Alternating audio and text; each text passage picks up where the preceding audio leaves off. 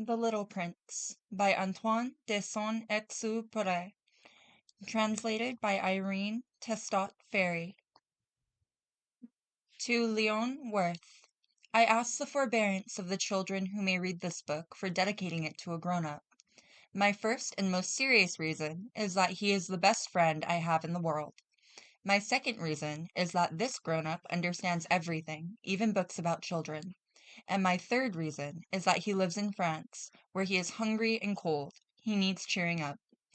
If all these reasons are not enough, I will dedicate the book to the little boy from whom this grown-up grew. All grown-ups were children once, although few of them remember it. And so I correct my dedication.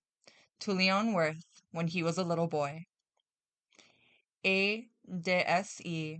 1944. Chapter 1. Once, when I was 6 years old, I saw a beautiful picture in a book about the primeval forest called True Stories. It showed a boa constrictor swallowing an animal. Here is a copy of the drawing. The book stated, boa constrictors swallow their prey whole without chewing it, whereupon they can no longer move and sleep for 6 months digesting it. I then reflected deeply upon the adventures in the jungle and in turn succeeded in making my first drawing with a colored pencil. My drawing number 1 was like this. I showed my masterpiece to the grown-ups and asked them if my drawing frightened them. They answered, "Why should anyone be frightened by a hat?" My drawing did not represent a hat. It was supposed to be a boa constrictor digesting an elephant. So I made another drawing of the inside of the boa constrictor to enable the grown-ups to understand. They always need explanations. My drawing number 2 looked like this. The grown-ups then advised me to give up my drawings of boa constrictors, whether from the inside or the outside, and to devote myself instead to geography, history, arithmetic, and grammar. Thus it was that I gave up a magnificent career as a painter at the age of 6. I had been disappointed by the lack of success of my drawing number 1 and my drawing number 2. Grown-ups never understand anything by themselves, and it is rather tedious for children to have to explain things to them time and again. So I had to choose another job, and I learnt to pilot airplanes. I flew more or less all over the world, and indeed, geography has been extremely useful to me. I am able to distinguish between China and Arizona at a glance. It is extremely helpful if one gets lost in the night. As a result of which, I have been in touch, throughout my life, with all kinds of serious people. I have spent a lot of time with grown-ups. I have seen them at very close quarters, which I'm afraid has not greatly enhanced my opinion of them. Whenever I met one who seemed reasonably clear-sighted to me, I showed them my drawing number 1, which I had kept as an experiment. I wanted to find out whether he or she was truly understanding. But the answer was always, "It is a hat." So I gave up mentioning boa constrictors or primeval forests or stars. I would bring myself down to his or her level and talk about bridge, golf, politics, and neckties. And the grown-up would be very pleased to have met such a sensible person. Chapter 2. Thus I lived alone, with no one I could really talk to, until I had an accident in the Sahara Desert 6 years ago. Something broke down in my engine, and since there was neither a mechanic nor a passenger with me, I prepared myself for a difficult, but what I hoped would be a successful repair. It was a matter of life or death for me. I had scarcely enough drinking water for a week. On the first night, I fell asleep on the sand, 1,000 miles from any human habitation. I was far more isolated than a shipwrecked sailor on a raft in the middle of the ocean. So you can imagine my surprise at sunrise when an odd little voice woke me up. It said, "Please, draw me a sheep." What? Draw me a sheep. I jumped up, completely thunderstruck. I rubbed my eyes, blinked hard, and looked carefully around me. And I discovered an extraordinary little boy watching me gravely. Here is the best portrait I was able to draw of him later. But of course, my drawing is not half as charming as its model. It is not my fault. I had been discouraged by grown-ups in my career as a painter when I was 6 years old, and I hadn't learned to draw anything with the exception of boas from the outside and boas from the inside. I therefore stared in total astonishment at this sudden apparition. Do not forget that I was 1,000 miles away from any inhabited region. But my little chap did not seem to be either lost or dead or tired or dying of hunger, thirst, or fear. He did not look like a child lost in the middle of the desert, 1,000 miles from any inhabited region. When I finally managed to speak, I said to him, "But what are you doing here?" Whereupon he repeated softly and gravely, "Please, draw me a sheep." When a mystery is too overpowering, one dare not disobey. Absurd as it seemed to me, 1,000 miles from any human habitation and in danger of death, I took a sheet of paper and my fountain pen out of my pocket. But I suddenly remembered that my studies had been concentrated on geography, history, arithmetic, and grammar. So I told the little chap, a little crossly, that I did not know how to draw. He replied, "That doesn't matter. Draw me a sheep." Since I had never drawn a sheep, I drew for him one of the two pictures I had drawn before, that of the boa constrictor from the outside, and I was astounded to hear the little fellow saying, "No, no, I don't want an elephant inside a boa. A boa constrictor is a very dangerous creature, and an elephant is very cumbersome.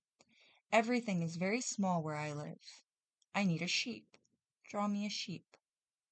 So I drew. He looked at it carefully and said, "No, that one is already sick. Draw me another one." And I drew. My little friend said gently and indulgently, "Don't you see that is not a sheep, it is a ram. It has horns." Once again, I made another drawing. But it was rejected too, like the previous ones. "This one is too old. I want a sheep that will live for a long time."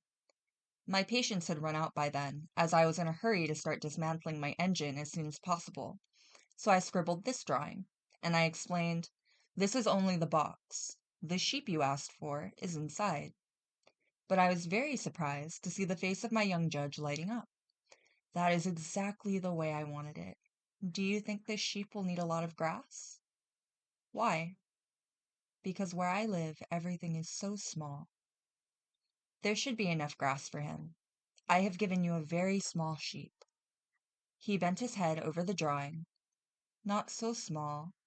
Look, he's gone to sleep." And that is how I met the little prince. Chapter 3. It took me a long time to find out where he came from. The little prince who asked me so many questions never seemed to hear mine. It is thanks to the odd word here and there that everything was revealed to me. For instance, when he saw my aeroplane for the first time, I shall not draw my aeroplane. That would be far too complicated for me. He asked me, "What is that object?" "It is not an object. It flies. It is an airplane. It is my aeroplane." And I was proud to be able to tell him that I could fly. He cried out then, "What? You dropped from the sky?" "Yes," I replied modestly. "Oh, that is funny." And the little prince broke into a lovely peal of laughter which annoyed me to no end. I like my misfortunes to be taken seriously. "So you too come from the sky. From which planet?" I immediately perceived a ray of light in the mystery of his presence and at once questioned him, "So you've come from another planet?" But he didn't reply. He nodded gently whilst gazing at my aeroplane. It is true that on that you can't have come from very far away. And he sank into a long reverie. Then, taking my sheep out of his pocket, he contemplated his treasure. You can imagine how my curiosity was aroused by this half-confidence about the other planets. So I tried to find out a little more. "Where do you come from, my little fellow? Where is this, where I live, of which you speak? Where do you want to take my sheep?" After a thoughtful silence, he replied, "What I like about the box you've given me is that he can use it as his house at night." "Of course. And if you're good, I shall also give you a rope to tie him up during the day, and a post to tie him to." But the little prince seemed shocked by my proposal. "Tie him up? What a funny idea." "But if you do not tie him up, he will wander off and get lost." My friend burst out laughing again. "But where would he go?" "Anywhere. Just straight ahead." Whereupon the little prince remarked gravely, "It wouldn't matter. Everything is so small where I live." And perhaps, a little wistfully, he added, Straight ahead of oneself, one cannot go very far. Chapter 4. Thus I had learned a second very important thing, that his planet of origin was scarcely larger than a house. But that did not really surprise me very much. I knew full well that apart from the large planets, such as Earth, Jupiter, Mars, and Venus, which have been given names, there are hundreds of others which are sometimes so small that it is difficult to see them through a telescope. When an astronomer discovers one of them, he does not give it a name, but a number. He might call it, for example, asteroid 325. I have serious reasons to believe that the little princess planet of origin was the asteroid known as B612. This asteroid has only been observed once through a telescope by a Turkish astronomer in 1909. At the time, he organized a great demonstration of his discovery at an international astronomical congress. But because of his Turkish attire, nobody believed him. Grown-ups are like that. Fortunately for the reputation of asteroid B612, however, a Turkish dictator imposed European costume upon his subjects under pain of death. So the astronomer repeated his demonstrations in 1920, dressed in an elegant suit, and this time everybody was convinced. If I have told you these details about asteroid B612 and revealed its number to you, it is on account of grown-ups. Grown-ups love figures. When you talk to them about a new friend, they never ask questions about essential matters. They never say to you, "What does his voice sound like? What games does he prefer? Does he collect butterflies?" They ask you, "How old is he? How many brothers does he have? How much does he weigh? How much money does his father earn?" It is only then that they feel they know him. If you were to mention to grown-ups, "I've seen a beautiful house built with pink bricks, with geraniums on the windowsills and doves on the roof," they would not be able to imagine such a house. You would have to say to them, "I saw a house worth £100,000. Then they would exclaim, "Oh, how lovely!" Thus, if you had said to them, "The proof that the little prince really existed was that he was enchanting, that he laughed, and that he wanted a sheep. Now, when you want a sheep, it proves that you exist," they will shrug their shoulders and will treat you as if you were a child. But if you say to them, "The planet he came from was asteroid B612, then they will be convinced and leave you alone with their questions. That is the way they are. One must not hold it against them. Children should show great understanding towards grown-ups. But, of course, for those of us who understand life, we could not care less about figures. I should have liked to start this story like a fairy tale. I should have liked to say, "Once upon a time there was a little prince who lived on a planet scarcely bigger than himself, and who had need of a friend." For those who understand what life is all about, it would have seemed closer to the truth. For I do not want my book to be read carelessly. I have experienced so much grief in setting down these memories. 6 years have already elapsed since my little friend left me with his sheep. If I am attempting to describe him, it is in order not to forget him. It is sad to forget a friend. Not everyone has had a friend, and I could become like grown-ups who are only concerned with figures. That is why I have bought a box of paints and some pencils. It is hard to take up drawing again, at my age, having never made any attempts other than drawing a boa from the outside and a boa from the inside at age 6. I shall certainly endeavor to make my portraits as true to life as possible, but I am not at all sure of succeeding. One drawing is all right, another shows no resemblance at all to its subject. The height is not right either. Here, the little prince is too tall. There, he is too small. And I'm not sure about the color of his suit. So I persist by trial and error, and to the best of my ability. I shall also make mistakes about some more important details. But I must be forgiven for that. My friend never explained anything to me. Perhaps he thought I was like him. But, unfortunately, I cannot see sheep through boxes.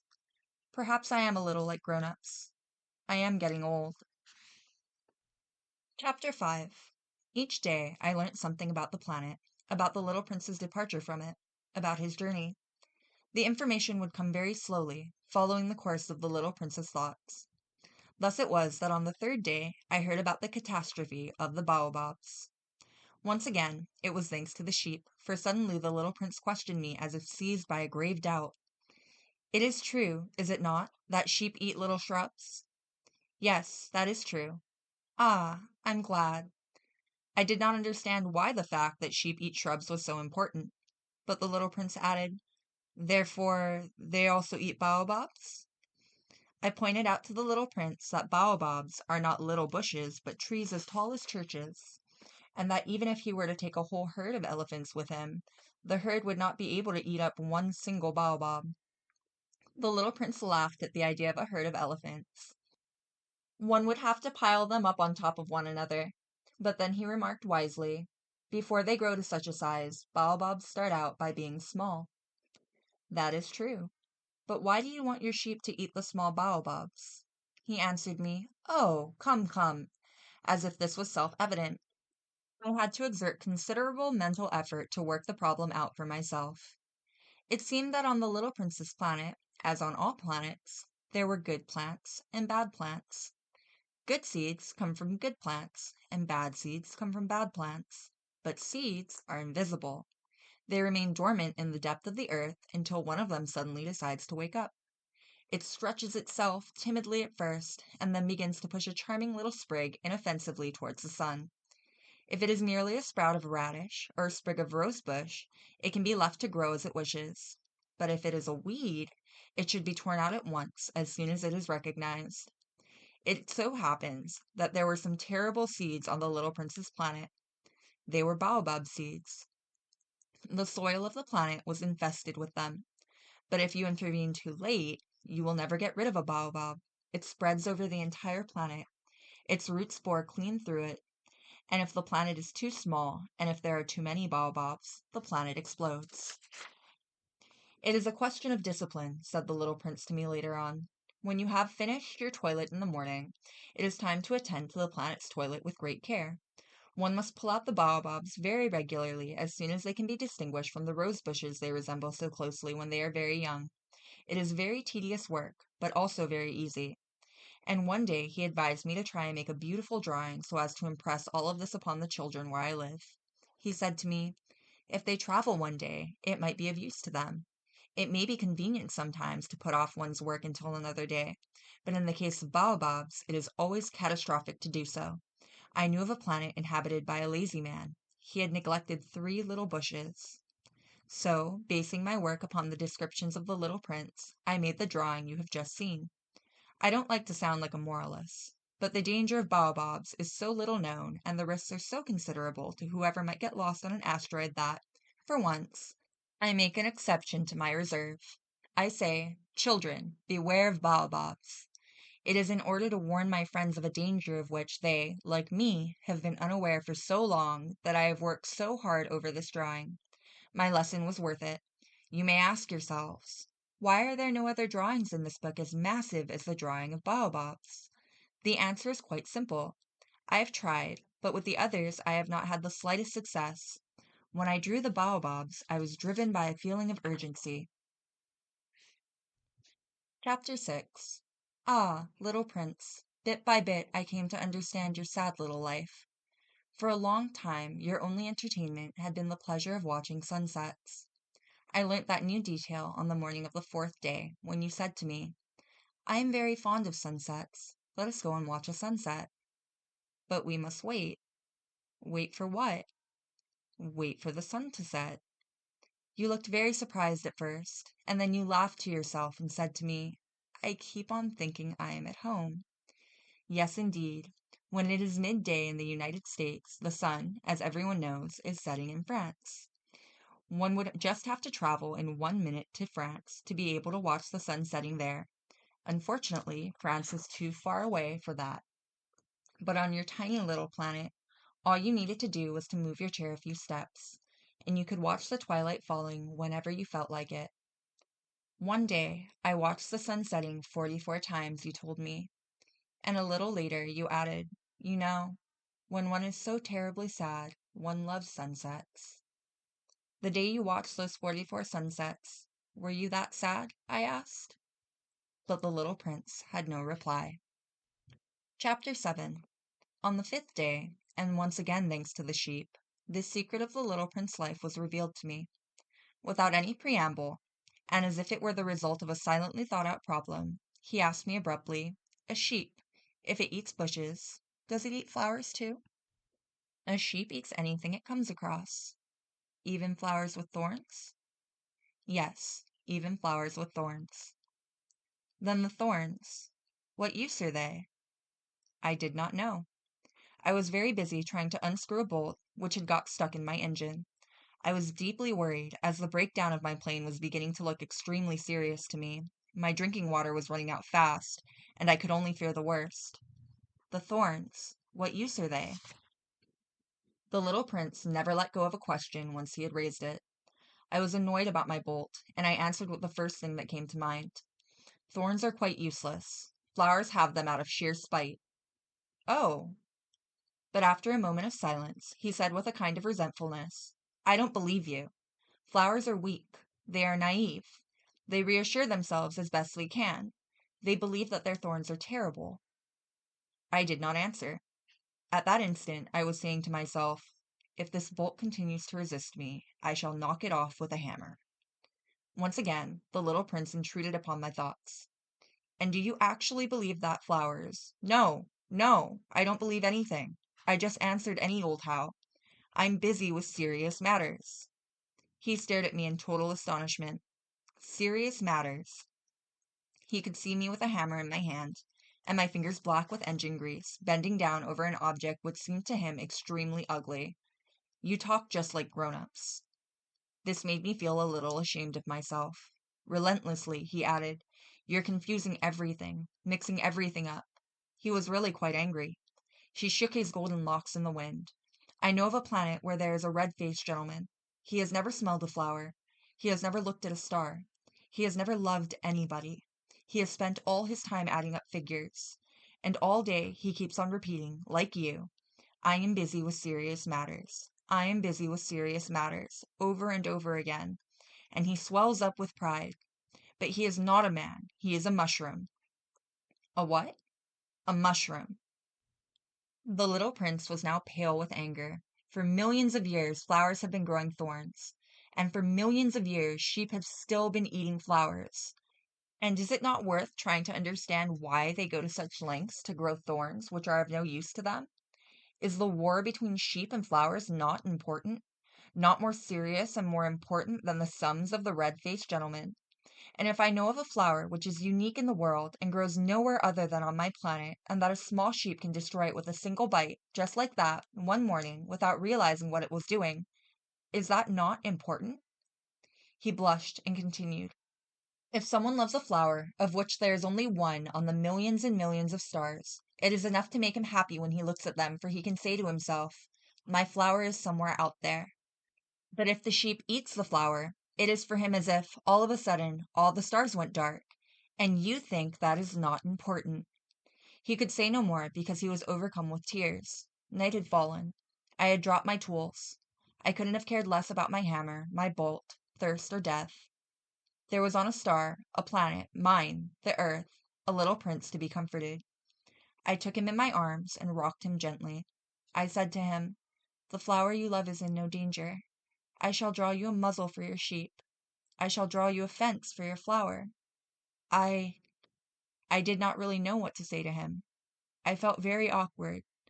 I did not know how to reach him, how to catch up with him. The land of tears is so mysterious. Chapter 8. I soon learnt to know this flower better. There had always been very simple flowers on the little prince's planet, with a single ring of petals, occupying very little space and no trouble to anybody. They would appear one morning in the grass and fade away in the evening.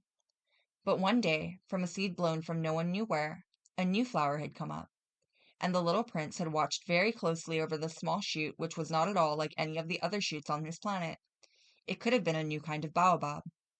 But the plant soon stopped growing and started to develop a flower. The little prince, watching the growth of an enormous bud, sensed that this could well lead to a miraculous apparition, but the flower continued her preparations for her beauty in the shelter of her green chamber. She chose her colors with great care. She dressed slowly, carefully arranging her petals one by one. She didn't wish to appear all crumpled like a poppy. She only wished to appear in the full glory of her beauty. Oh, yes, she was very vain. Her mysterious preparations had lasted for days and days. And then one morning, when the sun was rising, she suddenly showed herself.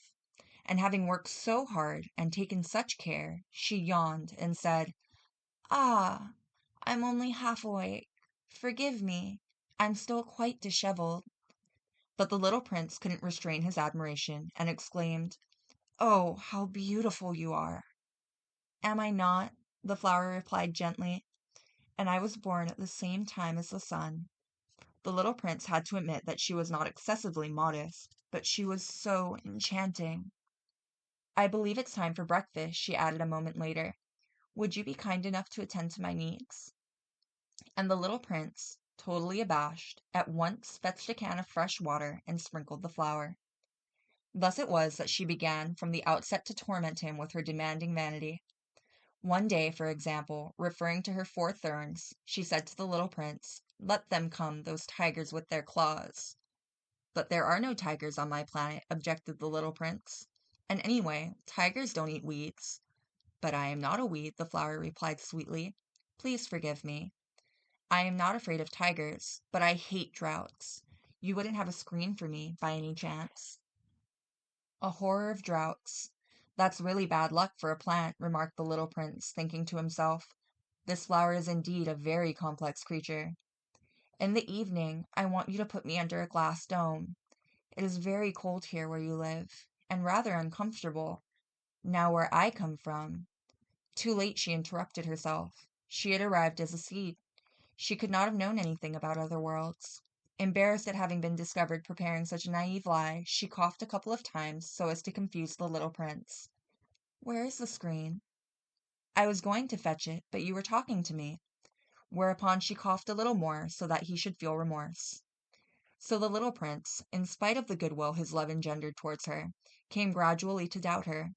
He had taken words of no importance seriously, and became very unhappy.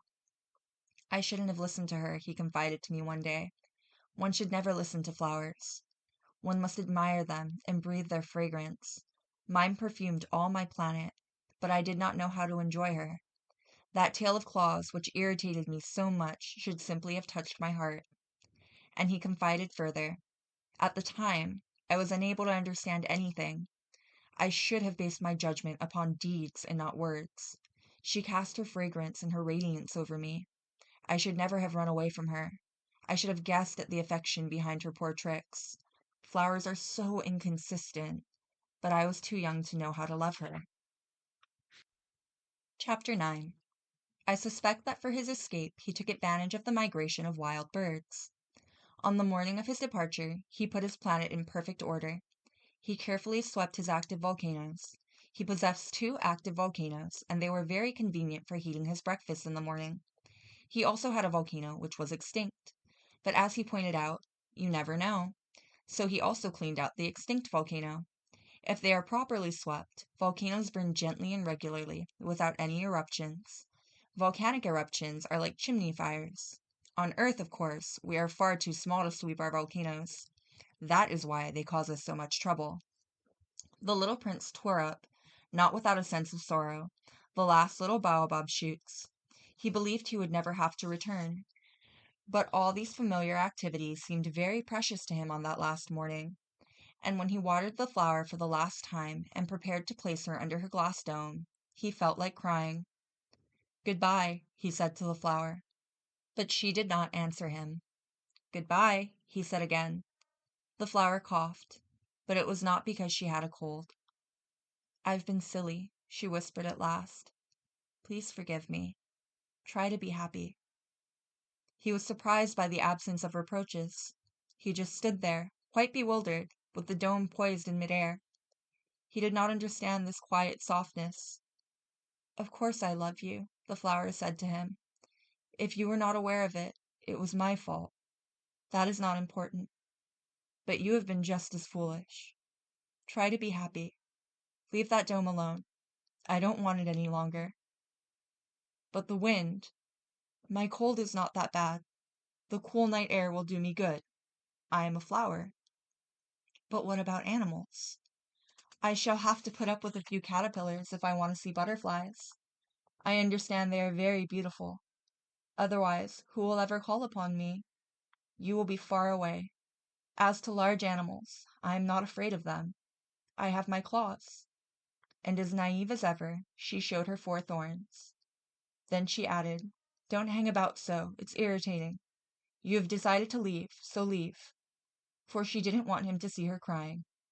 She was a very proud flower.